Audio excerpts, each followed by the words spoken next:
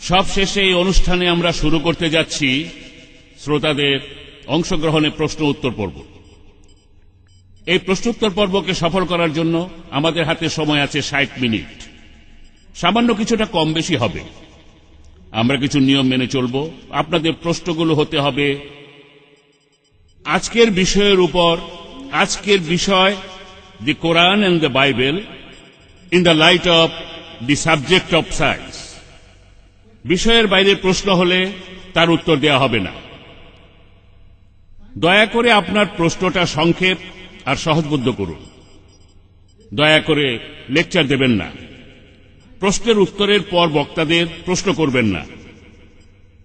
Doctor William Campbell আর doctor Zakir Naik তারা সবিস্তারে উত্তর করবেন, আর প্রশ্নের উত্তরগুলো 5 মিনিটের চেয়ে বেশি হবে না। অডিটোরিয়ামে মোট 4টি মাইক বসানো হয়েছে যাতে আপনারা প্রশ্ন করতে পারেন। 2টা মাইক স্টেজের ঠিক সামনেই পুরুষদের জন্য, আর পেছনের 2টা মাইক অডিটোরিয়ামের পেছন দিকে মহিলাদের জন্য। যারা ডক্টর উইলিয়াম ক্যাম্পবেলের উদ্দেশ্যে প্রশ্ন করতে চান তারা দয়া করে বাম দিকে মাইকটার কাছে আসেন। পুরুষরা সামনে আর মহিলারা পেছনে। আর যারা ডক্টর জাকির নায়েকের কাছে প্রশ্ন করবেন তারা দয়া করে আমার ডান দিকের মাইকের কাছে এসে দাঁড়ান। পুরুষরা থাকবেন সামনে আর মহিলারা থাকবেন পেছনে। আমি অনুরোধ করব যে শ্রোতারা বেলকনিতে আছেন দয়া করে ক্ষমা করবেন। আমাদের অনুষ্ঠানে আজকে অনেক লোক এসেছেন, মানুষে একদম ভর্তি। আমি আপনাদের অনুরোধ করব দয়া করে যদি প্রশ্ন করতে চান তাহলে নিচে এসে মাইকের সামনে দাঁড়ান। একবারে আপনারা মাত্র একটা প্রশ্ন করতে পারবেন। যদি আরো প্রশ্ন করতে চান তাহলে লাইনের পেছনে গিয়ে দাঁড়ান, তারপর আপনার দ্বিতীয় প্রশ্নটা করেন। এরপরের প্রশ্ন হবে ইন্ডেক্স কার্ডে। এগুলো পাবেন আমাদের পাশে ভলান্টিয়ারদের কাছে। মাইকে প্রশ্ন করা শেষ হলে ইন্ডেক্স কার্ডে প্রশ্ন শুরু হবে আর বক্তারা উত্তর দেবেন।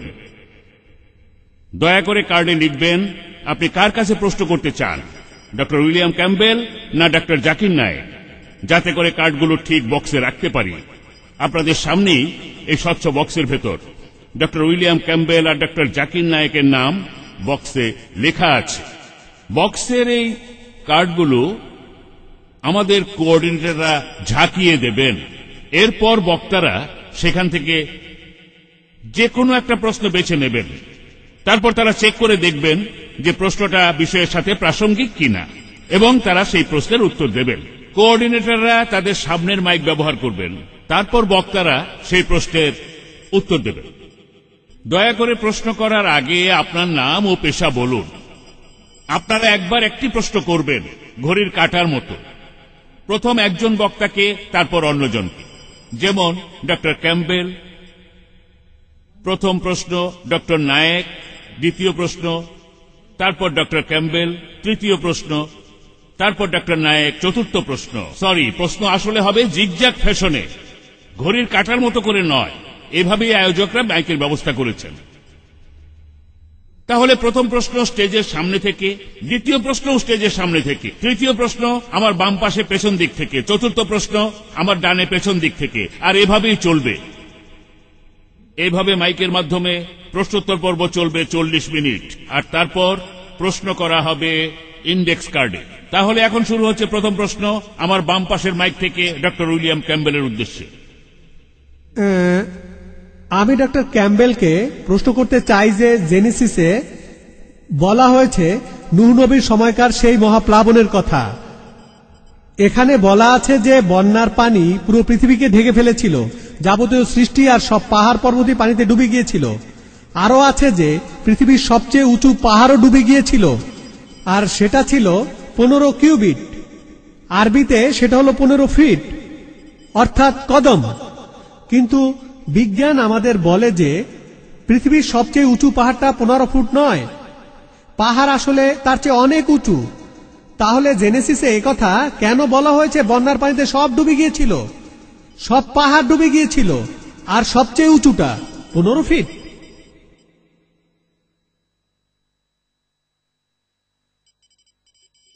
আপনার প্রশ্নের জন্য ধন্যবাদ। আমার ধারণা এই উচ্চতাটা হলো পাহাড়ের উপরের উচ্চতা। যদি সবচেয়ে উঁচু পাহাড়টা 3000 মিটার উঁচু হয়ে থাকে তাহলে বন্যার পানি তার 15 ফুট উপরে ছিল। যাই হোক, ভাই দয়া করে বক্তা উত্তর দেওয়ার সময় কোনো প্রশ্ন করবেন না, কোনো প্রশ্ন না প্লিজ। আপনার প্রশ্নটা করে থেমে যান, তারপর বক্তাকে ওনার মতো করে প্রশ্নের উত্তর দিতে দিন। ধন্যবাদ।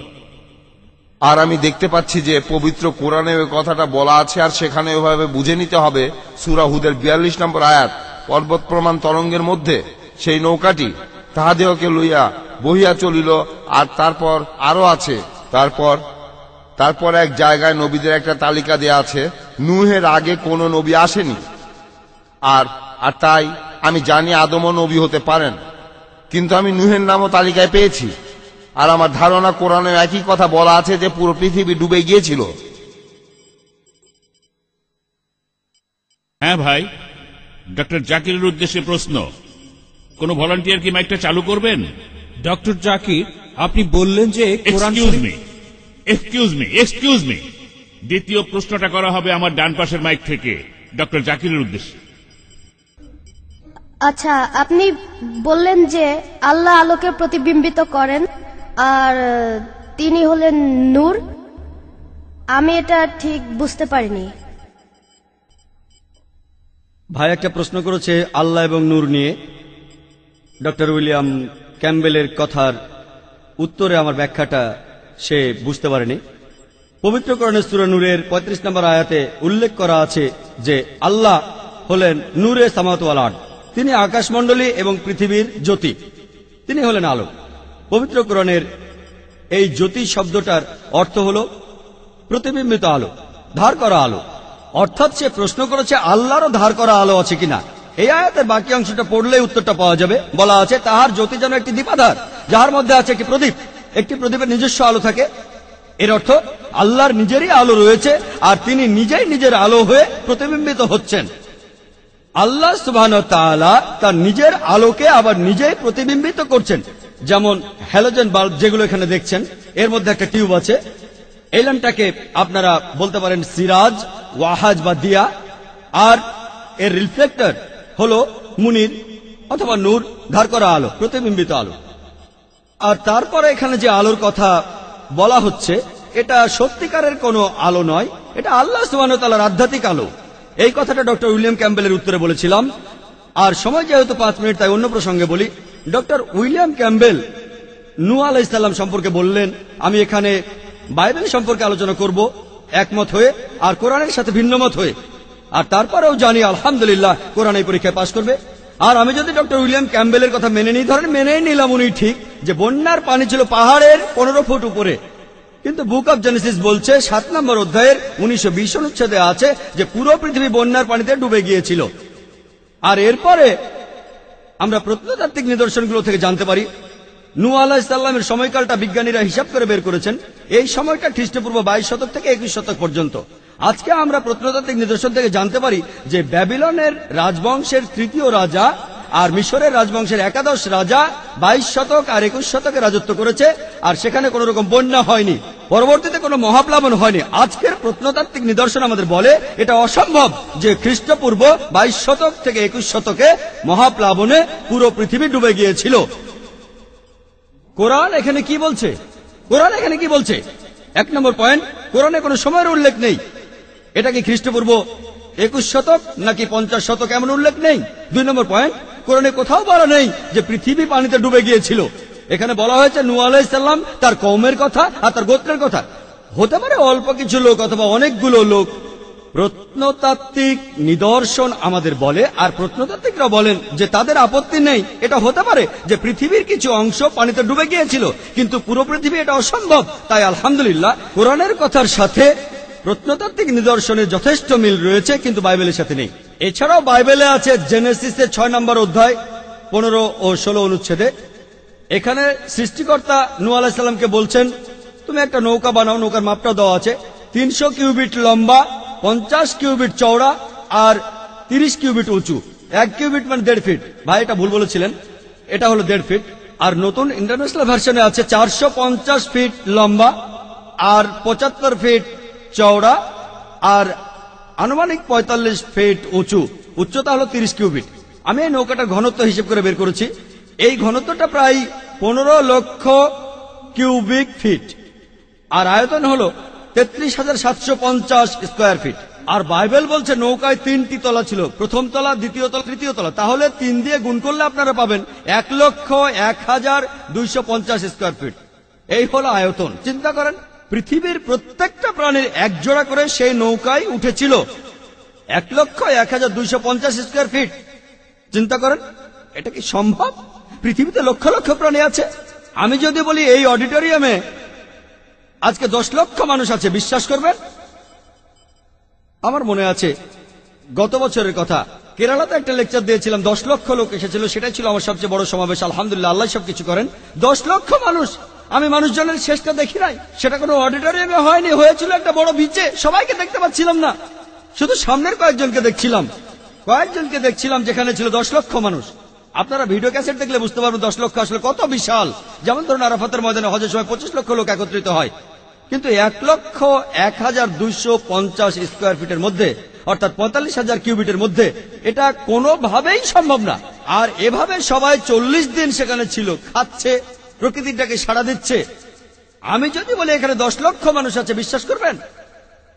তাই নিরপেক্ষভাবে এটা বলতে গেলে বাইবেলের মধ্যে বেশ কিছু বৈজ্ঞানিক ভুল আছে। এর পরের প্রশ্ন ডক্টর ক্যাম্বেলের উদ্দেশ্যে পেছন দিকের মাইক থেকে। ডক্টর নায়েক, আপনি বললেন যে এই প্রশ্নটা ডাক্তার ক্যাম্বেলের জন্য। আচ্ছা, আপনাকে তাহলে অপেক্ষা পেছনের করতে জন হবে। ডক্টর ক্যাম্বেলকে প্রশ্ন করুন। হ্যাঁ, আমি প্রশ্নটা করতে চাই, অথবা বলা যায় পরীক্ষা নিতে চাই ডক্টর ক্যাম্বেলের। আপনাকে বাইবেলের সেই ফলসিফিকেশন টেস্টটা দিতে বলছি, যেটা আছে বুক অফ মার্কের 16 নম্বর অধ্যায়ের 17 ও 18 নম্বর অনুচ্ছেদে। আর আমাদের সবার সামনে প্রমাণ করে দেখান যে আপনি সত্যিকারের খ্রিস্টান বিশ্বাসী।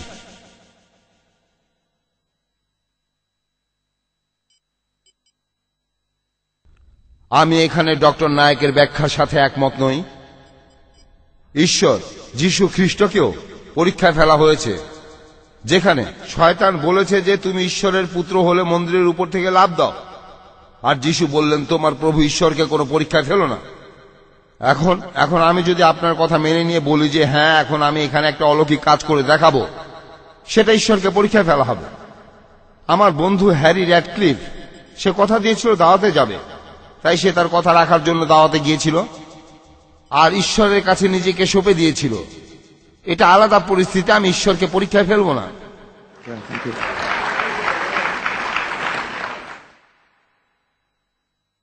এবার পেছনের মাইক থেকে। হ্যাঁ বোন, উনি ডাক্তার নায়েককে প্রশ্ন করবেন নাকি এবার ক্যাম্বেল? পেছনের মাইকে। আপনি কি ডাক্তার নায়েককে প্রশ্ন করতে চান?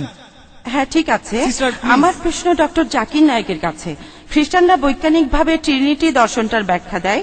এখানে তারা উদাহরণ হিসেবে বলে পানির কথা। পানি 3 আকারে থাকতে পারে, কঠিন, তরল ও বায়বীয়, অর্থাৎ হতে পারে বরফ, পানি বা বাষ্প। একইভাবে একজন ঈশ্বর হলে ত্রিমূর্তি, পিতা, পুত্র ও পবিত্র আত্মা। এই ব্যাখ্যা কি বৈজ্ঞানিকভাবে ঠিক? আপনার উত্তরটা দেওয়ার আগে আমি একটা কথা বলে নিই। আমরা ঈশ্বরকে পরীক্ষা করব না, ঈশ্বরকে পরীক্ষা ফেলবো না। তবে এখানে ঈশ্বরকে পরীক্ষা করছি না, আমরা পরীক্ষা করতে চাচ্ছি মানুষকে। আমরা ঈশ্বরকে পরীক্ষা করব না, তবে এখানে আপনাকে পরীক্ষা করছি। ঈশ্বর কথা দিয়েছেন যে কোনো বিশ্বাসী যদি বিষ পান করে সে মরবে না, বিদেশি ভাষায় সে কথা বলতে পারবে। ঈশ্বরকে পরীক্ষা করছেন, ঈশ্বর ঠিক বলেছেন, তিনি নিশ্চিত করবেন যাতে বিশ্বাসীরা কথা বলতে পারে। আমরা আপনাকে পরীক্ষা করছি আপনি বিশ্বাসী কিনা। এবার প্রশ্নে আসি। বোন বললেন যে অনেক খ্রিস্টানি বললেন বৈজ্ঞানিকভাবে তারা ট্রিনিটির ধারণা প্রমাণ করতে পারবে। যেমন ধরুন, পানি 3 অবস্থায় থাকে, কঠিন, তরল, বায়বীয়, অর্থাৎ বরফ, পানি আর বাষ্প। একইভাবে ঈশ্বর থাকেন 3 অবস্থায়, পিতা, পুত্র, পবিত্র আত্মা। এই ধারণার উত্তরটা কি, আর এটা কি বিজ্ঞানসম্মত? বৈজ্ঞানিকভাবে আমি মেনে নিলাম পানি 3 অবস্থায় থাকে, কঠিন, তরল, বায়বীয়, বরফ, পানি আর বাষ্প। কিন্তু বৈজ্ঞানিকভাবে আমরা এটাও জানি যে পানির উপাদান সবসময় একই অবস্থায় থাকে, H2O, হাইড্রোজেনের 2টো অণু আর অক্সিজেনের 1টা অণু। উপাদানের কোনো পরিবর্তন হয় না, পানির উপাদান একই রকম থাকে, শুধু আকৃতির পরিবর্তন হয়। এখানে কোনো সমস্যা নেই। এখন আমরা ট্রিনিটির ধারণাটা দেখব। ট্রিনিটির ধারণা, পিতা, পুত্র, পবিত্র আত্মা। আকার, এখানে আকার বদলাচ্ছে। আচ্ছা, তর্কের খাতিরে মেনে নিলাম। এখানে উপাদানটা কি বদলাচ্ছে? ঈশ্বর আর পবিত্র আত্মা রক্ত মাংসের নয়, আর মানুষ তৈরি হয় রক্ত মাংস দিয়ে। উপাদান এক নয়। মানুষের খাওয়ার দরকার হয়, ঈশ্বরের বেঁচে থাকার জন্য খাওয়ার দরকার নেই। তারা এক উপাদানের নয়। আর যীশু খ্রিস্ট এই কথাটা প্রমাণ দিয়েছেন নিজেই। গসপেল অব লুকে 24 নম্বর অধ্যায়ের 36 অনুচ্ছেদ থেকে 39 অনুচ্ছেদে আছে, যীশু বলছেন যে আমার হাত পা দেখো, আমাকে স্পর্শ করে দেখো, কারণ আত্মার কোন রক্ত মাংসে শরীর থাকে না। তিনি বলছেন আমাকে স্পর্শ করে দেখো, আমার হাত পা দেখো, আত্মার কোন রক্ত মাংসে শরীর থাকে না। যিশু হাত বাড়িয়ে দিলেন, শিষ্যরা দেখলো, তার আনন্দ উৎফুল্ল হলো। যিশু তাদের বললেন তোমাদের কাছে খাওয়ার মতো কি কিছু আছে? তারা তাকে ঝলসানো মাছ আর মধু খেতে দিল। যিশু খেলেন কি প্রমাণ করার জন্য? তিনি কি ঈশ্বর? এই জন্য যে তিনি ঈশ্বর নন। খাবার খেলেন, রক্ত মাংসের শরীর, আত্মার কোন রক্ত মাংসের শরীর থাকে না। এতেই প্রমাণ হয় যে পিতা, পুত্র আর পবিত্র আত্মার উপাদানগুলো এক নয়। পিতা, যীশু খ্রিস্ট, পবিত্র আত্মা সব মিলিয়ে সৃষ্টিকর্তা। আর ট্রিনিটির এই মতবাদ, এই ট্রিনিটি শব্দটা বাইবেলের কোন জায়গায় খুঁজে পাবেন না। বাইবেলের ট্রিনিটি শব্দটা নেই, কিন্তু কোরআনের শব্দটা আছে।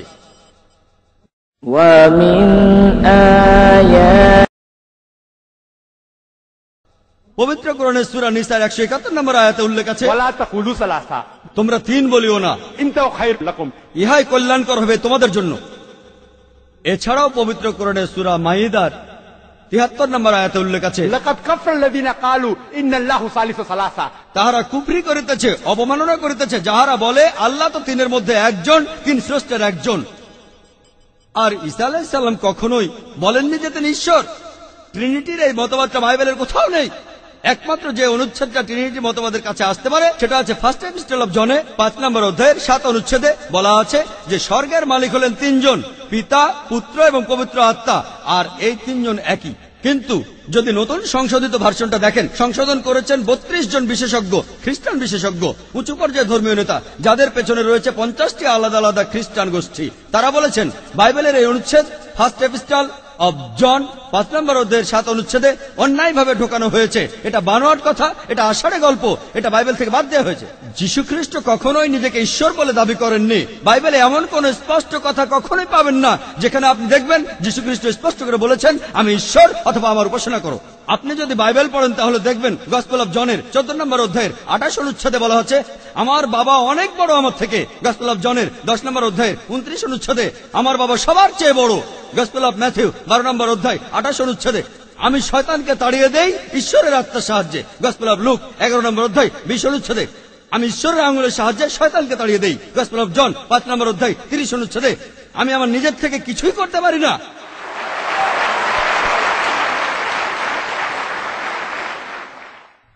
আমি নিজের থেকে কিছুই করতে পারি না। আমি এখানে থেকে বিচার করি, আর আমার বিচার সঠিক, কারণ আমি আমার ইচ্ছায় কাজ করি না, বাবার ইচ্ছায় কাজ করি। যে নিজের ইচ্ছা পূরণ না করে ঈশ্বরের ইচ্ছা পূরণ করে সে একজন মুসলিম। মুসলিম অর্থ যে মানুষ সৃষ্টিকর্তার কাছে নিজের ইচ্ছাকে সমর্পণ করে। যীশু খ্রিস্ট এখানে নিজেই বলেছেন আমার ইচ্ছা নয়, ঈশ্বরের ইচ্ছা পূরণ করি। তিনি ছিলেন মুসলিম, আর তিনি আলহামদুলিল্লাহ আল্লাহ তাআলার একজন প্রেরিত দূত। আমরা মানি, বিশ্বাস করি তিনি অলৌকিকভাবে জন্মেছিলেন, কোন পুরুষের ঔরসজাত ছিলেন না। বিশ্বাস করি তিনি ঈশ্বরের নির্দেশে মৃত মানুষকে জীবিত করেছেন। বিশ্বাস করি তিনি ঈশ্বরের নির্দেশে অন্ধ আর পঙ্গু মানুষকে সুস্থ করেছেন। আমরা যীশু খ্রিস্টকে সম্মান করি, তিনি সৃষ্টিকর্তার একজন প্রেরিত দূত, কিন্তু তিনি ঈশ্বর নন। আর তিনি ট্রিনিটি নামে কোনো কিছুর অংশ নন। ট্রিনিটি বলে কিছু নেই। কোরআন বলছে কুল হুয়াল্লাহু আহাদ, বলো তিনি আল্লাহ এক এবং অদ্বিতীয়। মাইকে আর কি প্রশ্ন করার আগে বলি, আমরা প্রথমে বলেছিলাম যে মহিলারা যেন পেছনের মাইকের কাছে যান, কিন্তু মহিলারা পেছনের মাইকের কাছে যাননি। এতে করে প্রশ্নগুলির মধ্যে ব্যালেন্স করতে আমাদের সমস্যা হচ্ছে। ঠিক আছে, আমরা তাহলে আমাদের আগের ঘোষণাটা ফিরিয়ে নিচ্ছি। মহিলারা যদি সামনে থেকে প্রশ্ন করতে চান তারা করতে পারেন। এখানে ব্যালেন্স করাটা আসলে জরুরি হয়ে পড়েছে, কারণ হলরুম একদম ভর্তি, আমরা বুঝতে পারছি। তাহলে এখন এখানে প্রশ্ন করবেন, প্রশ্নটা ডক্টর ক্যাম্বেলের জন্য করা হবে, আর পেছনের মাইক থেকে পুরুষরা প্রশ্ন করবেন ডক্টর জাকির নায়েকের উদ্দেশ্যে। একইভাবে মহিলাদের ক্ষেত্রে সামনের মাইকটা ডক্টর উইলিয়াম ক্যাম্বেলের জন্য, আর পেছনের মাইকটা ডক্টর জাকির নায়েকের জন্য। আপনারা কি ডক্টর জাকিরকে প্রশ্ন করতে চান? হ্যাঁ, আপনারা ডক্টর ক্যাম্বেলকে প্রশ্ন করবেন। ঠিক, মনে হচ্ছে শ্রোতারা নিজেরাই ঠিক করে নিয়েছেন, আমাদের কথা না শুনে নিজেরাই ঠিক করে নিয়েছেন। হলরুমে প্রচন্ড ভিড়, তাই আমরাও মেনে নিলাম। তাহলে এর পরের প্রশ্ন ডক্টর ক্যাম্বেলের উদ্দেশ্যে। ধন্যবাদ। হ্যাঁ ভাই। আসসালামু আলাইকুম। আলহামদুলিল্লাহ, প্রথম বলি সমস্ত প্রশংসা আল্লাহর, সমস্ত প্রশংসা এই মানুষ জাতির এক সৃষ্টিকর্তার। আজকের আলোচনা অনুষ্ঠানটা খুব আকর্ষণীয় ছিল।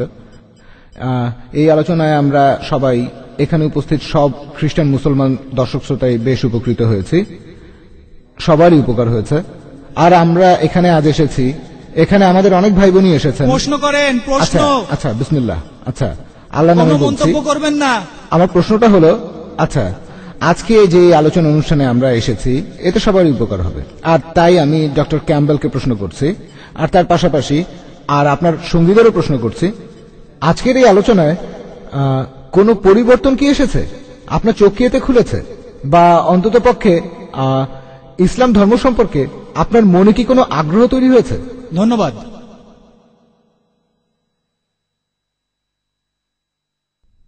আমি আপনার প্রশ্নের উত্তরটা দেওয়ার আগে ডক্টর নায়েকের প্রশ্নের উত্তরটা দেই।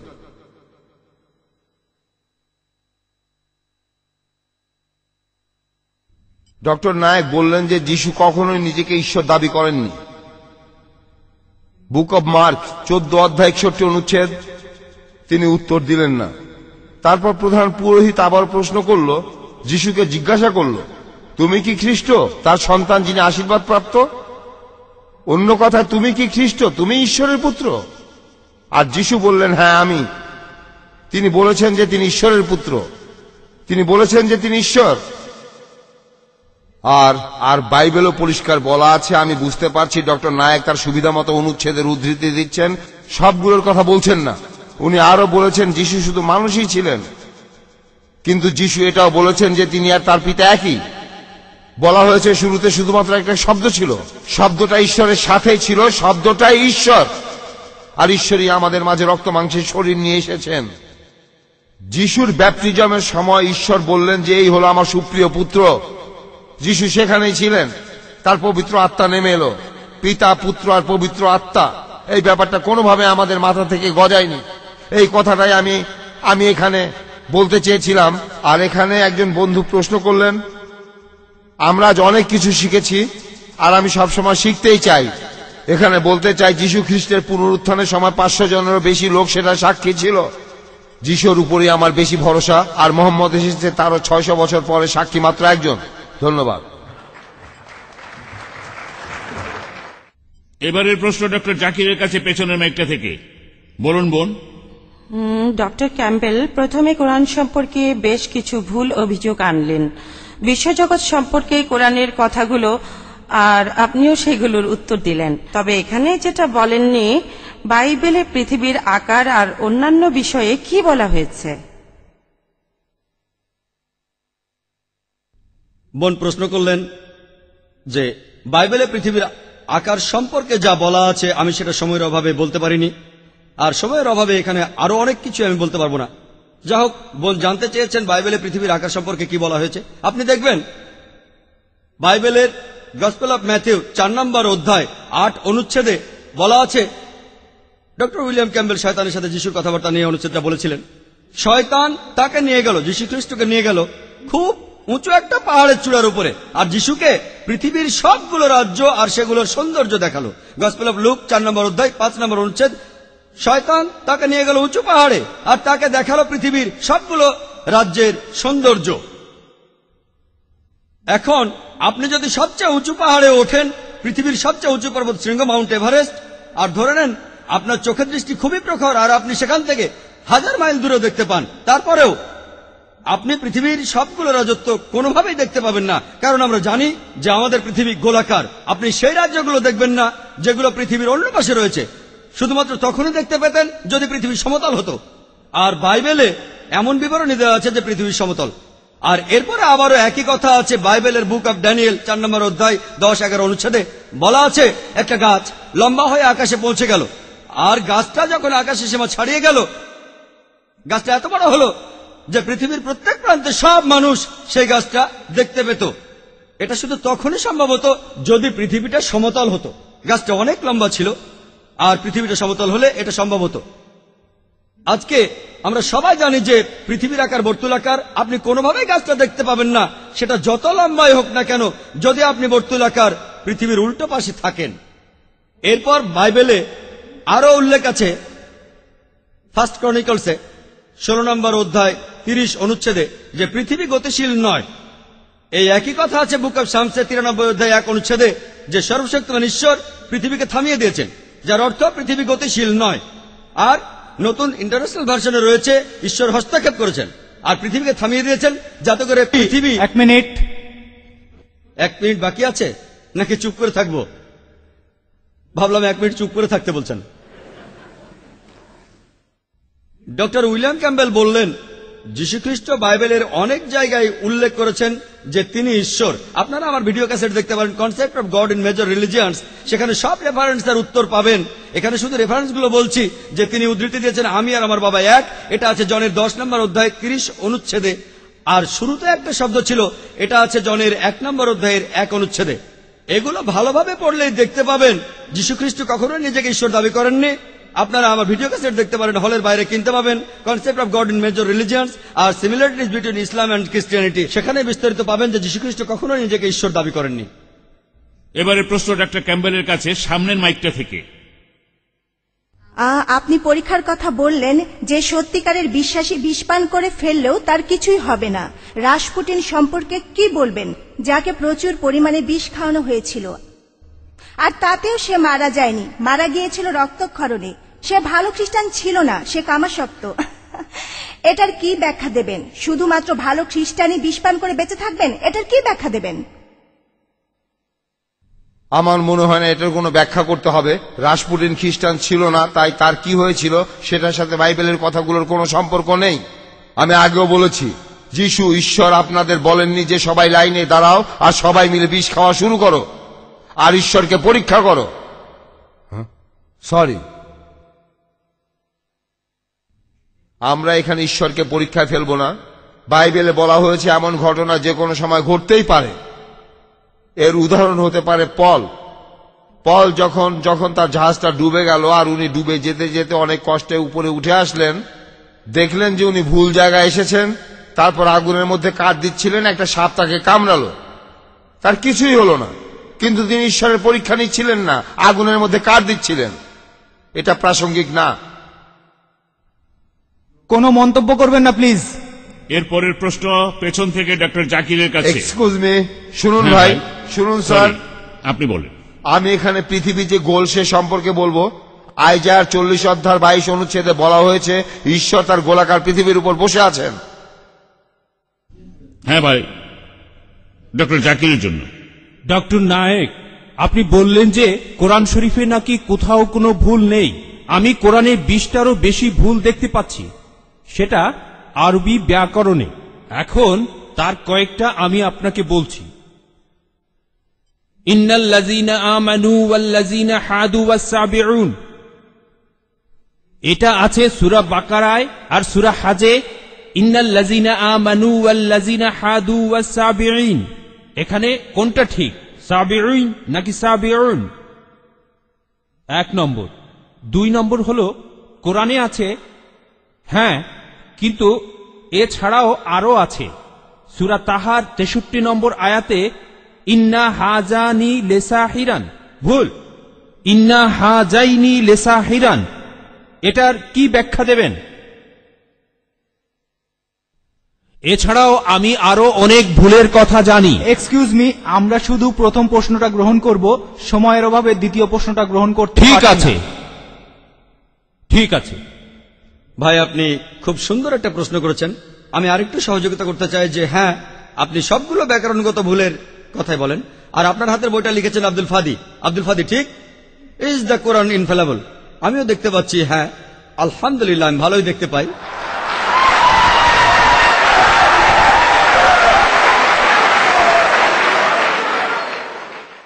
আমি এই 20টা ভুলের সবগুলোর উত্তর দেব, কারণ আমি বইটা পড়েছি। আমি সবগুলোর উত্তর দেবো ইনশাল্লাহ, ইনশাল্লাহ। 1 নম্বর পয়েন্ট ভাই, 1 নম্বর পয়েন্ট, এখানে 1 নম্বর পয়েন্ট হলো যে আরবির সব ব্যাকরণ এসেছে কোরআন থেকে। কোরআন হলো সর্বোচ্চ আরবি বই। যে বইটাতে সবচেয়ে উঁচু মানের সাহিত্য আছে। আরবি ভাষার সব ব্যাকরণ এসেছে কোরআন থেকেই।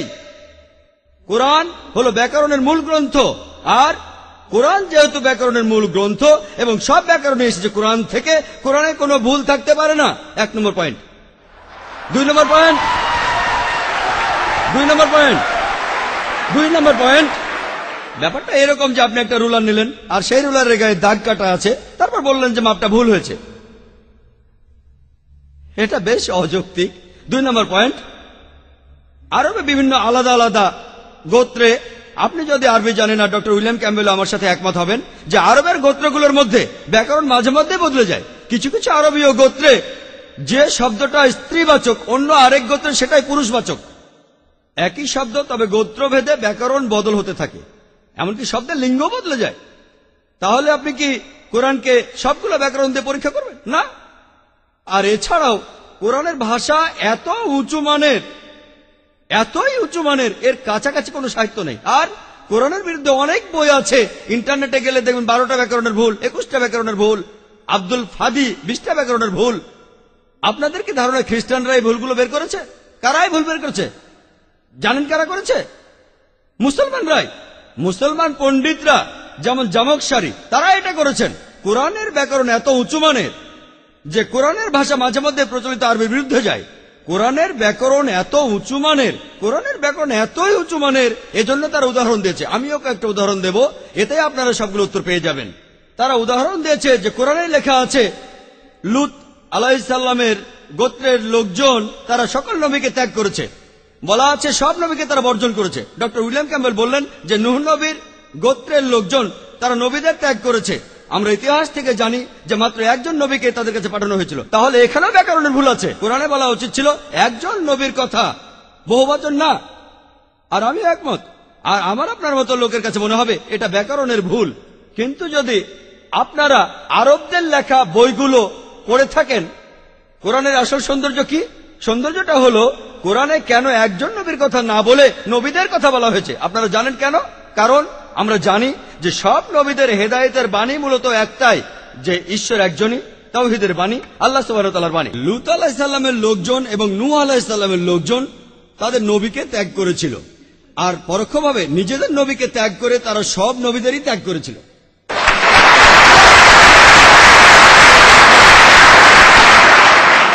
সৌন্দর্যটা দেখেন, ভাষার অলংকার দেখেন, আলহামদুলিল্লাহ।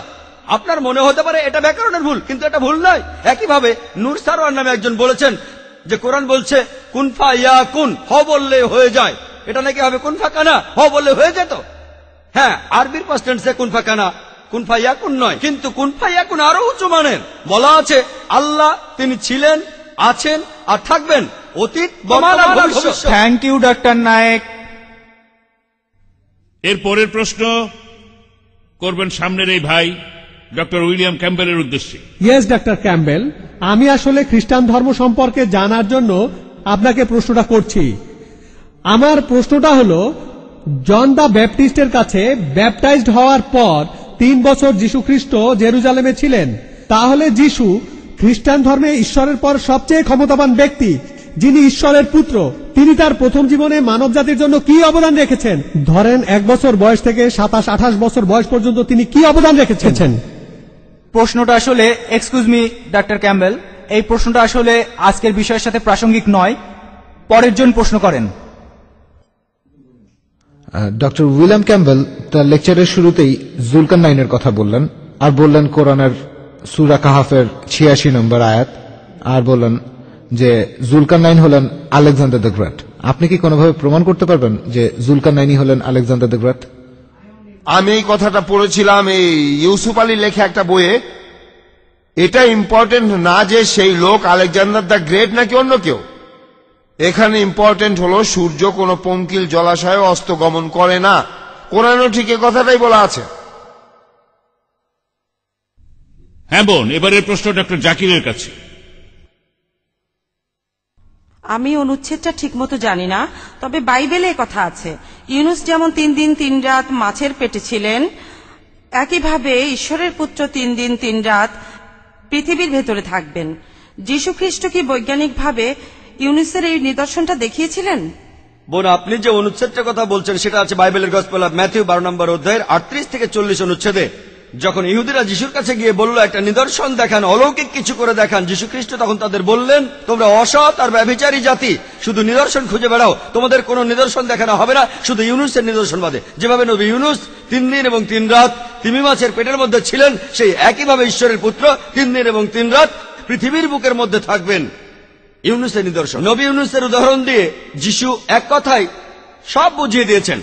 আর আপনারা যদি ইউনুসের নিদর্শনটা পড়েন, বুক অব জোনা 2 পৃষ্ঠার অধ্যায়, আর বেশিরভাগ লোকই জানেন, যদি ভালো করে দেখেন ইউনুস 3 দিন 3 রাত ছিলেন, কিন্তু যীশু খ্রিস্ট কতদিন ছিলেন? আর আমরা এটা গসপেল থেকে জানতে পারি, তাকে ক্রুশবিদ্ধ করা হয়েছিল, ধারণা করা হয়, ধারণা সন্ধ্যা হওয়ার পর তাকে ক্রুশ থেকে নামানো হয় আর একটি সমাধারে রাখা হয়। আর রবিবার সকালে যখন লোকজন সেই সমাধিতে গেল, সমাধারটা তখন একদম খালি। তাহলে যীশু খ্রিস্ট সেই সমাধির ভেতরে ছিলেন শুক্রবার রাতে। শুক্রবার রাতে তিনি সমাধিতে ছিলেন, শুক্রবার রাত। শনিবার সকালে তিনি সমাধিতে ছিলেন, একদিন, এক রাত একদিন। তারপর শনিবার রাতেও সেখানে ছিলেন, অর্থাৎ 2 রাত আর একদিন, 2 রাত। রবিবার সকালে সমাধি খালি ছিল, অর্থাৎ যীশু খ্রিস্ট সেই সমাধিতে ছিলেন 2 রাত আর একদিন, 3 রাত 3 দিন নয়। ডক্টর উইলিয়াম ক্যাম্বেল তার বইয়ে উত্তর দিয়েছেন যে দিনের একটা ছোট্ট অংশ, সেটাকে অনেকে একদিন বলে। যদি তার কাছে কোনো রোগী আসে যে অসুস্থ ছিল শনিবার রাতে, আর সোমবার সকালে তাকে জিজ্ঞেস করা হলো তুমি কতদিন অসুস্থ ছিলে, সে বলবে 3 দিন। ঠিক আছে, মেনে নিলাম, একমত হয়ে মেনে নিলাম, আমি খুবই উদার। আপনি বললেন দিনের একটা অংশ মানে পুরো দিন, মেনে নিলাম। তাহলে শনিবার দিনের একটা অংশ পুরো দিন, রবিবার দিনের একটা অংশ পুরো দিন, মেনে নিলাম, ভালো। সোমবার দিনের একটা অংশ পুরো একদিন, কোনো সমস্যা নেই। যদি রোগী বলে 3 দিন, আপত্তি করবো না। কিন্তু কোন রোগী কখনোই বলবে না 3 দিন আর 3 রাত। চ্যালেঞ্জ করলাম আমি, আলহামদুলিল্লাহ, আমি অনেক রোগী দেখেছি, আমি এখনো এমন কোন রোগী দেখিনি, এমনকি খ্রিস্টান মিশনারি সহ, যে আমাকে এভাবে বলবে, ধরলাম সে গতকালের আগের রাত থেকে অসুস্থ, আর সে বলছে 3 দিন 3 রাত অসুস্থ। যীশু খ্রিস্ট এখানে শুধু 3 দিনের কথা বলেননি, যীশু খ্রিস্ট এখানে বলেছিলেন 3 দিন আর 3 রাত। তাহলে এটা একটা গাণিতিক ভুল, বৈজ্ঞানিকভাবে যীশু খ্রিস্ট এই কাজটা করে দেখাননি। আর এছাড়াও যিশু বলেছিলেন ইউনুস যেভাবে ছিলেন ঈশ্বরের পুত্র সেভাবেই থাকবেন। ইউনুস কিভাবে ছিলেন? ইউনুস সেই তিমি মাছের পেটে ছিলেন কিভাবে? সেই মাছের পেটে মৃত না জীবিত? জীবিত। যখন তাকে তীরে ফেলে দেওয়া হলো তখন জীবিত। সেই তিমি মাছের পেটে যখন তিনি সমুদ্রের মধ্যে ঘুরছিলেন, মৃত না জীবিত? জীবিত। তিনি সৃষ্টিকর্তার কাছে প্রার্থনা করলেন, জীবিত না মৃত? জীবিত। মাছটা তাকে সমুদ্র তীরে ফেলে দিল, মৃত না জীবিত? জীবিত, জীবিত, জীবিত, জীবিত। যখন কোন খ্রিস্টানকে জিজ্ঞেস করি সেই সমাধি কক্ষের ভেতরে যিশু কিভাবে ছিলেন, সেই সমাধারে জীবিত না মৃত, তারা বলবে মৃত। জীবিত, আলহামদুলিল্লাহ। আপনি কি খ্রিস্টান? যদি তিনি জীবিত থাকেন, আলহামদুলিল্লাহ, তাকে ক্রুশবিদ্ধ করা হয়নি।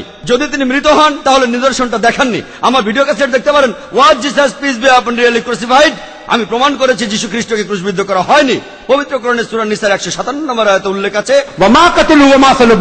তাহারা তাহাকে হত্যা করে নাই, ক্রুশবিদ্ধ করে নাই, কিন্তু তাহাদের এরূপ বিভ্রম হইয়াছিল। ধন্যবাদ ডক্টর নায়েক। ডক্টর, এবারের প্রশ্ন ডক্টর উইলিয়ামের কাছে।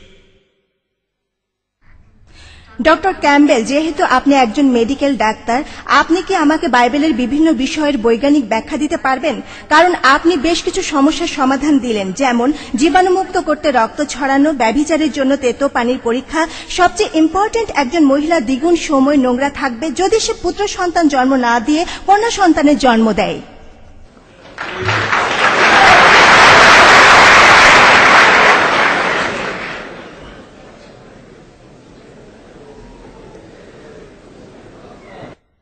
আপনার প্রশ্নের উত্তর দেওয়ার চেষ্টা করব, তবে তার আগে ডক্টর নায়েকের কথার উত্তরে আমি এখানে একটু ঝগড়া করে নেই। বাইবেলে বলা আছে যে পরের দিন যীশু খ্রিস্টকে ক্রুশবিদ্ধ করার পরের দিন ইহুদিদের প্রধান পুরোহিত দেখা করলো পাইলটের সাথে, আর বলল যে আমাদের মনে আছে যে সে যখন বেঁচে ছিল তখন সে বলেছিল 3 দিন পরে আমি আবার ফিরে আসব। সেজন্য আপনি 3য় দিন পর্যন্ত তার সমাধিতে পাহারা বসান। এখানে তারা দিন আর রাত বলতে একই কথা বুঝিয়েছে। আমি এখানে যতটুকু বুঝতে পারি, বাইবেলে যা কিছু বলা আছে 3য় দিনের কথা, 3য় দিনের পর দেখা গেল যিশু সেই সমাধিতে আর নেই। আর তারপর যেটা হলো যীশু খ্রিস্টের পুনরুত্থান। এখানে আরো একটা কথা, যিশুকে যখন গ্রেপ্তার করা হলো বৃহস্পতিবার রাতে, 3য় দিনে উনি গ্রেপ্তার হওয়ার 3 দিন পরে যীশু খ্রিস্ট তিনি বললেন আমার সময় চলে এসেছে, আর এভাবে আমি থাকবো 3 দিন 3 রাত। এখন আমি আপনাকে আমাদের বাইবেল সম্পর্কে বলি। আমার বিশ্বাস বাইবেল লিখেছেন ঈশ্বর নিজেই, বিশ্বাস করি ঈশ্বরই বাইবেল লিখেছেন। আর আমি এখানে ঈশ্বরের কথা ব্যাখ্যা করতে যাব না, কারণ ঈশ্বর নিজেই বাইবেলের শব্দগুলো বসিয়েছেন। এবারের প্রশ্নটা হবে মাইকের শেষ প্রশ্ন।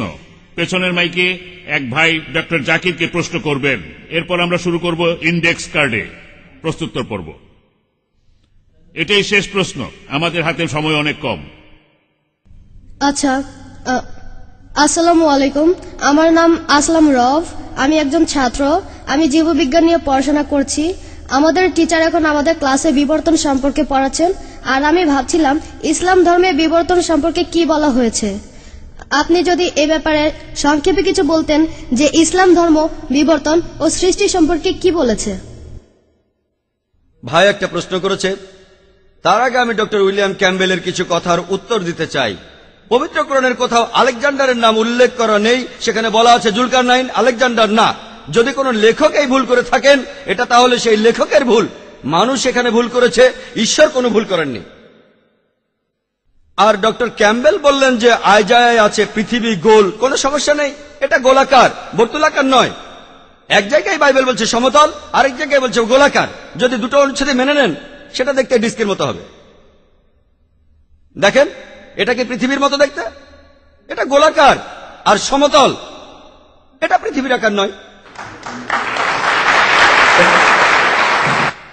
কোরআনের আলোকে জীববিজ্ঞান আর বিবর্তন ভাই দুটো প্রশ্ন করেছে। আমি জানি না দুটোর উত্তর দিতে পারবো কিনা। আচ্ছা দেখা যাক, কোনটা, প্রথমটা না দ্বিতীয়টা, জীববিজ্ঞান না বিবর্তন? বিবর্তনটাই ভালো হবে। আপনি ঠিক করবেন নাকি? সে বিবর্তনের প্রশ্নটা তো সেই করেছে, সে কথাই বলছি। দুটো প্রশ্ন, প্রথমে জীববিজ্ঞান পরে বিবর্তন। 10 মিনিট সময় দিলে দুটোর উত্তর দেবো। আপনাকে 5 মিনিটের মধ্যে এর উত্তর দিতে হবে। আপনার সময় শুরু হলো। আচ্ছা ঠিক আছে, আমি মিস্টার স্যামুয়েল নামানের কথাই মেনে নিচ্ছি। আমি শুধু বিবর্তনের কথাই বলবো। বিস্তারিত জানার জন্য আমার ভিডিও ক্যাসেট দেখতে পারেন, কোরআন অ্যান্ড মডার্ন সায়েন্স। আমরা যখনই বিবর্তনের কথা বলি, বেশিরভাগ লোকই ডারউইনের থিওরির কথা বলে। আর চার্লস ডারউইন সমুদ্র ভ্রমণ করেছিলেন বিগল নামে একটি জাহাজে, আর তিনি গ্যালাপাগোস নামে একটি দ্বীপে গিয়েছিলেন। সেখানে অনেক পাখিকে খুঁটে খেতে দেখে লক্ষ্য করলেন যে পাখিগুলো ঠোঁট লম্বা। তখনই প্রাকৃতিক নির্বাচনের কথা ভাবলেন। তবে ডারউইন থমাস থমটন নামে এক বন্ধুকে চিঠি লিখেছিলেন, এটা 19 শতকের কথা। তিনি লিখেছিলেন, এই প্রাকৃতিক নির্বাচনের পক্ষে কোনো প্রমাণ আমার হাতে নেই, কিন্তু এই থিওরিটা থাকলে আমি প্রজনন তত্ত্ব আর আরো অনেক কিছুর ব্যাখ্যা করে দেখাতে পারবো। ডারউইনের থিওরি আসলে প্রমাণিত সত্য নয়, এটা শুধুই একটা থিওরি। আর আমি আমার লেকচারে খুব পরিষ্কার করে বলেছি, কোরআন কোন থিওরির বিপক্ষে যেতে পারে, কারণ থিওরি তার পথ বদলাতে পারে, তবে কোরআন কোন প্রতিষ্ঠিত সত্যের বিরুদ্ধে যাবে না। আর স্কুলে থাকতে আমাদের শেখানো হয়েছে ডারউইনের থিওরি একটা বৈজ্ঞানিক সত্যি, এটা ঠিক নয়। এই থিওরির পক্ষে কোনো প্রমাণ নেই, এখানে অনেক ফাঁক আছে। আর কেউ কেউ তাদের বন্ধু বা সহকর্মীদের সাথে ঠাট্টা করে একথাও বলে, তুমি যদি ডারউইনের সময় পৃথিবীতে থাকতে তাহলে তার থিওরিটা প্রমাণ হয়ে যেত। আসলে বলা হচ্ছে তাকে দেখতে বাদরের মতো। ডারউইনের থিওরিতে অনেক ফাঁক আছে। আর আমি মানুষের পূর্বপুরুষদের কথা জানি, হোমিনিডরা, দাল্লুসি, অস্ট্রালোপিথেকাস, আর তারপরে হোমো ইরেক্টাস, নিয়ানডার্থালম্যান, ক্রোম্যাগনন। আরো জানতে চাইলে আমার ভিডিও ক্যাসেট দেখেন। মলিকুলার বায়োলজিতে ফ্রান্সিস ক্রেগের কথা অনুযায়ী এটা একেবারে অসম্ভব যে পৃথিবীতে মানুষ বাঁদর থেকে এসেছে। ডিএনএ কোডিং এ বলে এটা অসম্ভব। আপনারা আমার ভিডিও ক্যাসেট দেখতে পারেন, সেখানে বিস্তারিত আছে। কিছু ব্যাপারে আমার কোনো আপত্তি নেই, জীববিদ্যার ব্যাপারে। পবিত্র কোরআনে সূরা আম্বিয়া 30 নম্বর আয়াতে উল্লেখ করা আছে যে আমি প্রাণবান সবকিছু সৃষ্টি করলাম পানি হইতে, তবু কি ওরা ইমান আনিবে না? আজকে আমরা জানি যে পৃথিবীর সব প্রাণী তাদের প্রাথমিক উপাদানে কোষের মধ্যে থাকে সাইটোপ্লাজম, আর এর 90% হলো পানি। পৃথিবীর সব ধরনের প্রাণীর শরীরে 50 থেকে 90% পানি থাকে। চিন্তা করেন, আরবের সেই মরুভূমিতে কে এভাবে ভাবতে পারতো যে সব প্রাণী পানি দিয়ে তৈরি? কোরআনের কথা বলেছে 1400 বছর আগে। আর তারপর ধন্যবাদ ডাক্তার নায়েক। ধন্যবাদ। এবার আমরা শুরু করছি ইন্ডেক্স কার্ডের প্রশ্নোত্তর। আর এখানে আমাদের সামনে বক্স আছে ডক্টর ক্যাম্বেলের জন্য, এই বক্সটা ডক্টর জাকির নায়েকের জন্য। আমরা বক্সটা ঘুরিয়ে দিচ্ছি, সামনে তাদের নাম লেখা আছে, যাতে করে তারা এই প্রশ্নগুলো দেখতে না পায়। বক্তারা প্রশ্ন তুলবেন বক্সের দিকে না তাকিয়ে। তারপর তারা যে প্রশ্ন বেছে নেবেন সেটার উত্তর দেবেন। প্রথম প্রশ্ন ডক্টর উইলিয়াম ক্যাম্বেলের জন্য, তারপরের প্রশ্ন ডক্টর জাকিরের জন্য। বক্তারা আগে থেকেই প্রশ্ন তুলে নিতে পারেন যাতে প্রশ্ন পড়তে গিয়ে সময় নষ্ট না হয়। তাহলে আমরা শুরু করতে যাচ্ছি, আর ডক্টর ক্যাম্বেলকে প্রশ্নটা পড়ার জন্য কিছুটা সময় দিচ্ছি। আমি প্রশ্নটা পড়েছি, তবে তার আগে বলে নেই যে পৃথিবীর সবকিছুই পানি দিয়ে তৈরি। এটা অবশ্যম্ভাবী। আপনি একটা ছারপোকা চ্যাপ্টা করে ফেলেন, দেখবেন পানি। প্রত্যেকটা জীবজন্তুই পানি দিয়ে তৈরি, আমরা সবাই জানি, অলৌকিক কিছু নয়। আচ্ছা ডক্টর ক্যাম্বেল, আপনি যদি জেনেসিসে বিশ্বজগৎ সৃষ্টির সমস্যাটি সমাধান করতে না পারেন, আপনার কি মনে হয় না এতে এটাই প্রমাণ হয় যে বাইবেলের কথাগুলো অবৈজ্ঞানিক আর ঈশ্বরের কাছ থেকে আসেনি? আমি মানছি সমস্যাটা সমাধান করতে পারবো না, তবে আমি ভবিষ্যৎবাণীগুলো সত্যি হতে দেখেছি। সেটা আমার কাছে অনেক ইম্পর্টেন্ট। আর যিশুই হলেন ভিত্তিপ্রস্তর। আর তার কথা আগের অনেক অনেক নবী বলে গেছেন। আগের নবীরা যিশু খ্রিস্টের কথা ভবিষ্যৎবাণী করেছিলেন, আর ঈশ্বর সেই ভবিষ্যৎবাণীগুলি সত্যি করেছিলেন। আমি জানি আপনি আপনার উত্তরটা পাননি, তবে আমি যিশুকে বিশ্বাস করি আমার রক্ষাকর্তা হিসাবে। ধন্যবাদ। এবারে ডাক্তার নায়েক। মূল রচনা আর অনুবাদ দুটো আলাদা ভাষা, অর্থ দুই রকম হতে পারে। বাইবেলের ইংরেজিটা কি মূল রচনা নাকি অনুবাদ? এটা কি বৈজ্ঞানিকভাবে প্রমাণ করা যায় যে মূল রচনা আর অনুবাদ এক? ঈশ্বর কি মুসা আলাইহিস সালাম আর ঈসা আলাইহিস সালামকে ইংরেজিতে আসমানি কিতাব পাঠিয়েছিলেন? এটা খুবই ভালো প্রশ্ন। মূল রচনা আর অনুবাদ কি একই জিনিস হতে পারে? না, মূল রচনা আর অনুবাদ হুবহু একরকম হবে না, কাছাকাছি আসতে পারে। আর অনুবাদ সম্পর্কে মৌলানা আব্দুল মজিদ দরিয়াবাদী বলেছেন, পৃথিবীতে যে বইটা অনুবাদ করা সবচেয়ে কঠিন সেটা হলো পবিত্র কোরআন। কারণ কোরআন শরীফের ভাষা এত অলঙ্কারপূর্ণ, এই ভাষা এত উঁচুমানের, এতই মহান, আর আরবি একটা শব্দের অনেকগুলো অর্থ আছে। এজন্য কোরআনের অনুবাদ করা সবচেয়ে কঠিন কাজ। এ দুটো হুবহু এক নয়। আর যদি অনুবাদটাই কোনো ভুল থেকে থাকে, অনুবাদটা করেছে একজন মানুষ, যে এই অনুবাদটা করেছে, এখানে ভুলটা তার, ঈশ্বরের ভুল নয়।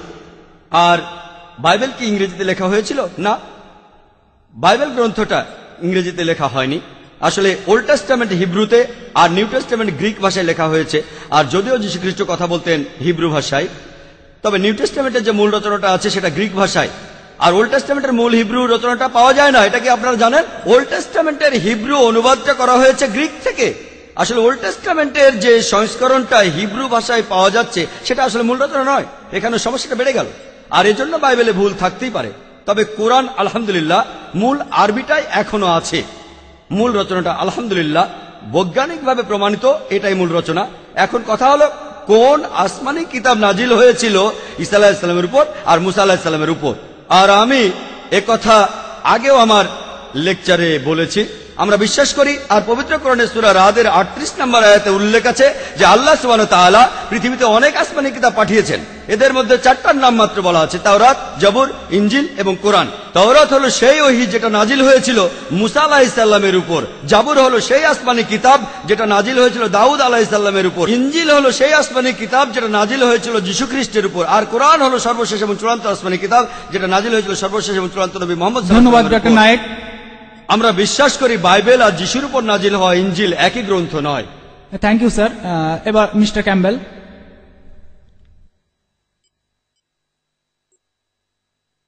তবে বর্তমানে ইনজিল সবসময় অবিকৃতই ছিল। আমাদের কাছে কথাগুলো 75% কথা আছে 180 খ্রিস্টাব্দের, যেটা জন লিখেছিলেন 100 বছর পরে। তিনি বেঁচে থাকতে এটা লিখেছিলেন। সেই সময় যারা বেঁচে ছিল তারা জনের কথাগুলো বিশ্বাস করেছিল। সত্যি প্রমাণ আছে, সবকিছুই আছে, সবকিছুই বাইবেলে সত্যি কথাই বলা হয়েছে। এবারে প্রশ্নটা বলি, আপনি যে প্রবাবিলিটির অঙ্কটা দেখালেন, আপনার হিসাবটা অসাধারণ, ধন্যবাদ। কিন্তু আপনি জানেন যে ঈশ্বর, তার কাছে এটা কিছুই না। ঈশ্বর হলেন সর্বশক্তিমান, আর তিনি তার ইচ্ছা মতো চলতে পারেন, সে ধনী বা গরিব হোক অথবা অন্য কিছু। তাহলে আপনার এই প্রবাবিলিটির দরকারটা কি? যিশু গরিব ছিলেন, আর মনোনীত ছিলেন। তিনি বলেছেন যে ঈশ্বরের পুত্রের কারো সাহায্যের প্রয়োজন নেই। আমি ঠিক বুঝতে পারছি না, এটার সাথে আমার হিসাবটার অপ্রাসঙ্গিকতা বুঝতে পারছি না। হিসাবটা ছিল কতজন মানুষ এই ভবিষ্যৎবাণীগুলো সত্যি করতে পারত। আমি ভেবেছিলাম আপনাদের বুঝতে সুবিধা হবে। ধন্যবাদ। ধন্যবাদ। এবারে ডাক্তার নায়েক।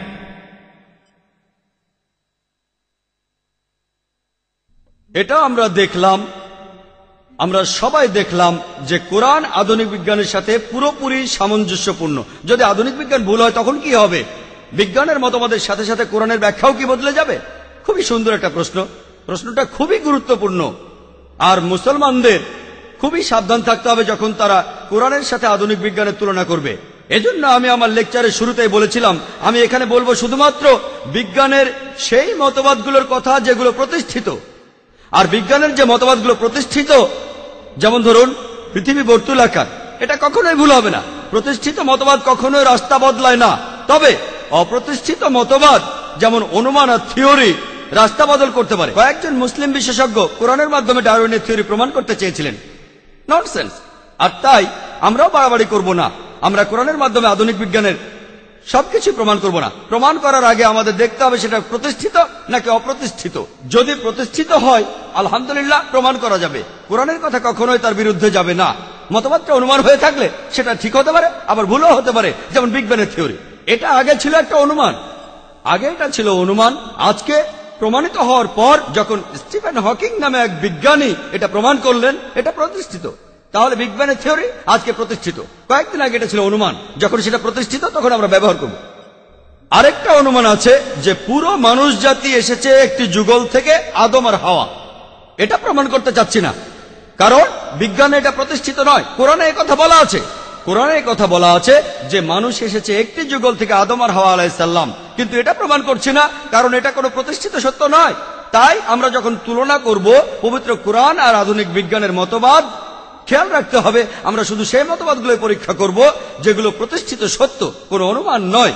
কারণ কোরআন আধুনিক বিজ্ঞানের চেয়ে অনেক উপরে। পবিত্র কোরআন আল্লাহর বাণী। এটা প্রমাণ করার জন্য বিজ্ঞানের সাহায্য নেব না, একদমই না।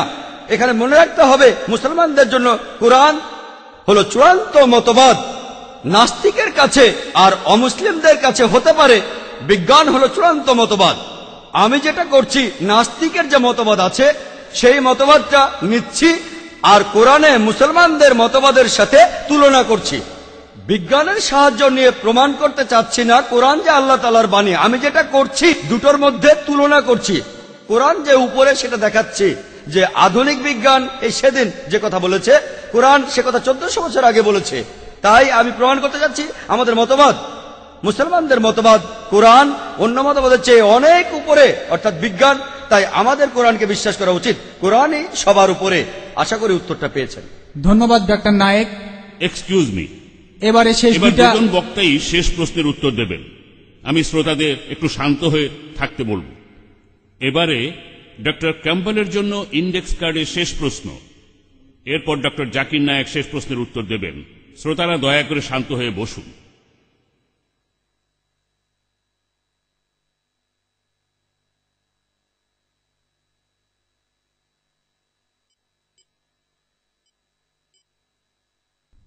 এটাও একই প্রশ্ন, মানে আগের প্রশ্নটাই। ডক্টর ক্যাম্পবেল এখানে ডক্টর নায়েকের সাথে একমত যে বাইবেলে ভুল রয়েছে, এটার কোনো সমাধান নেই। তার অর্থ কি এই ডক্টর ক্যাম্পবেল মেনে নিলেন বাইবেলে ভুল আছে?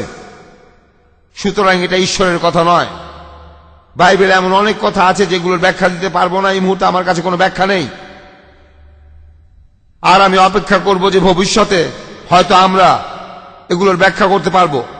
এমন অনেক প্রত্নতাত্ত্বিক আবিষ্কার হয়েছে যেখানে বাইবেলের কথাই সত্যি হয়েছে বিভিন্ন শহরের ব্যাপারে, আর কে রাজা ছিল এমন কিছু ব্যাপারে। এটাতেই প্রমাণ হয় যে বাইবেলের ইতিহাস সম্পর্কে সত্যি কথাই বলা আছে। Thank you doctor Campbell. আর কোন গাণিতিক ভুল কি খুঁজে পাওয়া যাবে পবিত্র বাইবেলের, নাকি বাইবেল না কোরআন, সরি, আর কোন গাণিতিক ভুল কি খুঁজে পাওয়া যাবে ইসলাম ধর্মে? আর কোন গাণিতিক ভুল? এটা কি বাইবেল না ইসলাম বুঝতে পারছি না, দুটোরই উত্তর দিচ্ছি। এখানে বলা হচ্ছে আরো কোনো ভুল, তাহলে এটা বাইবেল, কারণ বাইবেলের ভুলের কথাই বলছি। আর ইসলামের কথা বললে পবিত্র কোরআনের সূরা নিসার 82 নম্বর আয়াতে উল্লেখ আছে, أفلا يتدبرون القرآن ولو كان من عند غير الله لوجدوا فيه اختلافا كثيرا। তবে কি তাহারা কোরআন সম্পর্কে অনুধাবন করে না? যদি ইহা আল্লাহ ব্যতীত কারণ ঘটিতে আসিত তবে উহাতে অনেক অসঙ্গতি থাকিত, কোরআনে কোনো অসঙ্গতি নেই। বাইবেলের অন্য ভুল সম্পর্কে যদি বলি, 5 মিনিট সময় কম হয়ে যায়, এমনকি 5 দিন সময় যদি পাই তাও হয়তো পারবো না। যা হোক, মাত্র কয়েকটা কথা বলছি। এর উল্লেখ আছে 2 কিংসে 8 অধ্যায় 26 অনুচ্ছেদে বলা হয়েছে যে আহাজিয়া সে 22 বছর বয়সে রাজ্য শাসন শুরু করে। 2 ক্রনিকলস 22 অধ্যায় 2 অনুচ্ছেদে বলছে যে আহাজিয়া 42 বছর বয়সে রাজ্য শাসন শুরু করে। তার বয়স কি 22 বছর ছিল নাকি 42 বছর ছিল? পরস্পর বিরোধী কথা।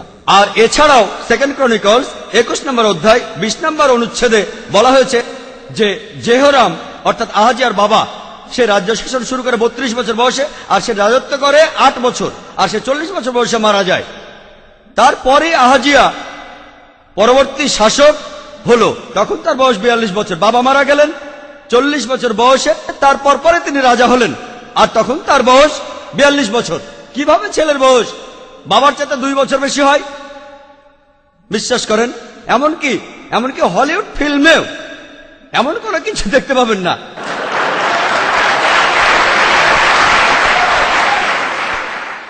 হলিউডের ফিল্মে আপনি ইউনিকর্ন দেখতে পারেন, যেটার কথা আমি আগে বলেছি। ককাট্রাইস দেখতে পারেন, বাইবেলেও বলা আছে ককাট্রাইস, আর দেখতে পারেন ড্রাগন, দেখতে পারেন সাপ। কিন্তু সেখানেও এটা দেখতে পাবেন না যে কোনো ছেলে তার বাবার চেয়ে 2 বছরের বড়। এটা কোনো অলৌকিক কাজও নয়, অলৌকিকভাবে এটা সম্ভব নয়, অসম্ভব। অলৌকিকভাবে কুমারী মায়ের গর্ভে সন্তান জন্মাতে পারে, কিন্তু অলৌকিকভাবে এটা হবে না যে ছেলে তার বাবার চেয়ে 2 বছরের বড়। এরপর যদি পড়েন, বাইবেলে উল্লেখ আছে 2 স্যামুয়েলসে 24 নম্বর অধ্যায় 9 অনুচ্ছেদে, এখানে যে সমস্ত লোক যুদ্ধে অংশ নিয়েছিল তাদের একটা লিস্ট দেয়া আছে। 2 স্যামুয়েলসে 24 নম্বর অধ্যায় 9 অনুচ্ছেদে বলা আছে যেসব লোক যুদ্ধ করেছিল, মোট 8 লক্ষ ইসরায়েলি যুদ্ধে অংশগ্রহণ করেছিল, আর ছিল জুডার 5 লক্ষ মানুষ। যদি আপনারা অন্য জায়গায় দেখেন, 1 ক্রনিকলসে 21 নম্বর অধ্যায়ের 5 অনুচ্ছেদে বলা আছে যে 11 লক্ষ মানুষ সে যুদ্ধে অংশগ্রহণ করেছিল। তারা ছিল সবাই ইসরায়েলবাসী, আর 10,460 জন জুডার লোক যুদ্ধ করেছিল। সেখানে কি 8 লক্ষ মানুষ যুদ্ধ করেছিল ইসরায়েলের লোকজন, নাকি সেই যুদ্ধে 11 লক্ষ লোক ছিল? জুডা থেকে কি 5 লক্ষ মানুষ যুদ্ধে এসেছিল, নাকি 10,460 জন? এটা একটা পরস্পর বিরোধী তথ্য। এছাড়াও এর উল্লেখ আছে বাইবেলে আছে 2 স্যামুয়েলসে 6 নম্বর অধ্যায় 23 নম্বর অনুচ্ছেদে যে মিশাল অর্থাৎ সলের মেয়ে, তার কোনো সন্তান ছিল না। 2 স্যামুয়েলসে 21 নম্বর অধ্যায় 8 অনুচ্ছেদে সলের মেয়ে মিশেলের 5টা ছেলে ছিল। এক জায়গায় বলা হচ্ছে নিঃসন্তান, কোনো ছেলে মেয়ে নেই, আরেক জায়গায় 5টা ছেলে। এরপর যদি আপনি পড়েন বাইবেলের গসপেল অফ ম্যাথিউ 1 নম্বর অধ্যায় 16 নম্বর অনুচ্ছেদে বলা হচ্ছে যীশু খ্রিস্ট এবং তার বংশ পরিচয় সম্পর্কে। এছাড়াও বলা আছে লুকের 3 নম্বর অধ্যায় 23 অনুচ্ছেদে যে যীশু খ্রিস্টের বাবা জোসেফ, তার বাবা হলো জেকব। ম্যাথিউ 1 নম্বর অধ্যায় 16 অনুচ্ছেদে, আর লুকের 3 অধ্যায় 23 অনুচ্ছেদে যিশুর বাবা জোসেফ আর তার বাবা ছিল হিলি। এখন যিশুর বাবা জোসেফের কি 2 জন বাবা ছিল? যার 2 জন বাবা তাকে আপনারা কি বলে ডাকেন? জোসেফের বাবা কি হিলি নাকি তার বাবা জেকব? একদম পরিষ্কার কথা। আপনাকে অনেক ধন্যবাদ।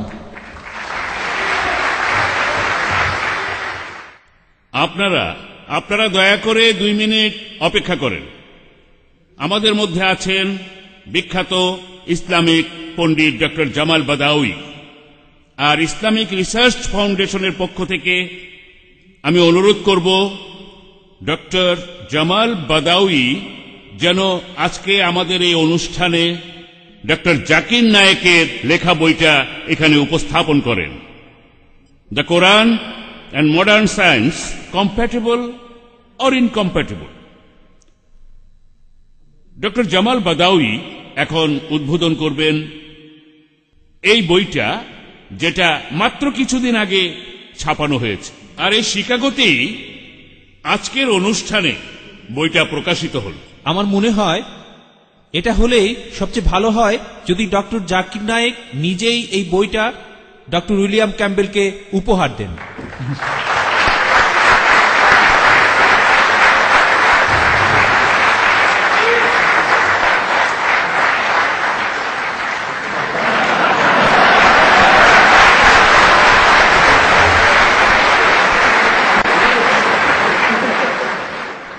এই বইটার খুব কম সংখ্যক কপি আমাদের কাছে আছে, তাই আমরা শুধু অমুসলিম অতিথিদের অনুরোধ করব, আপনারা আগ্রহী থাকলে এই অনুষ্ঠান শেষে অডিটোরিয়াম থেকে যখন বের হবেন তখন আপনারা বইটা সংগ্রহ করতে পারেন।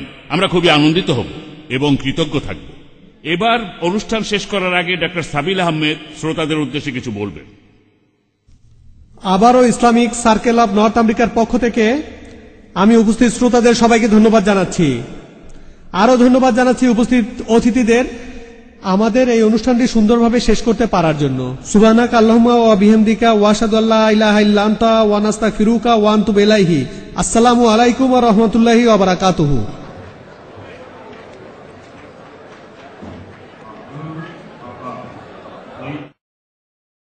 ومن آياته الليل والنهار والشمس والقمر لا تسجدوا للشمس ولا للقمر واسجدوا لله الذي خلقه